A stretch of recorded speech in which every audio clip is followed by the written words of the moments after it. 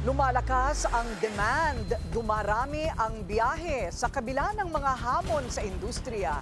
Patuloy ang pag-angat ng Cebu Pacific. Kasama riyan ang expansion at mga bagong ruta. Narito ang agenda report ng ating mobility correspondent, G. Baroga. Sa gitna ng kabi-kabilang mga expansion, positibo ang lagay pati na rin pagtingin ng Cebu Pacific ng bilyonaryo Gokongwei Group para sa 2025. Sa unang quarter ng taong ito, tumaas ang traffic demand nila ng 26% at ang seats naman ay up 25%. Pero hindi nagpapatinag ang airline kahit na may mga pagsubok rin na kinakaharap ang aviation industry. As we look through the remainder of this year, we expect for the full year our growth to be somewhere between 15 to 20% over where it was last year. So that's very impressive growth in a marketplace where others actually are struggling. Ilan nga sa mga expansion ay ang pagbubukas ng hub sa Davao at Iloilo at mas pinalawak na operasyon sa Cebu at Clark. Naungusan na rin ng Cebu Pacific ang isa pang airline in terms of international passengers. Hindi raw ito parte ng kanilang layunin pero maaaring ang kanilang mga expansion ang dahilan ng growth na ito.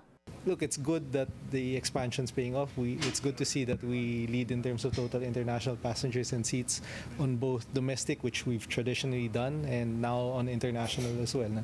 Dagdag pa ni Lau, indikasyon daw ito na malakas pa rin ang kagustuhan ng publiko na mag-travel at mag-discover ng mga bagong lugar. Ayon sa airline, 24 new routes ang binuksan nila noong nakaraang taon. Available na rin ang flights to Sapporo, Japan at Chiang Mai, Thailand. Suportado rin daw nila ang pagsasapribado ng mga regional airport dahil makakatulong ito sa pagpapalawig ng kanilang operasyon. At isang bagong development nga para sa kumpanya ang signing ng isang wet leasing agreement with Flyadeal, isang Saudi Arabian airline. Sa kasunduang ito, ipapahiram ng Cebu Pacific ang kanilang mga resources para sa commercial operations ng Flyadeal tuwing off-peak season sa Pilipinas na traditionally ay tuwing third quarter. But the first step on that is to sign for two aircraft, two A320ceos that we will be wet leasing. This is our aircraft, our crew, our maintenance.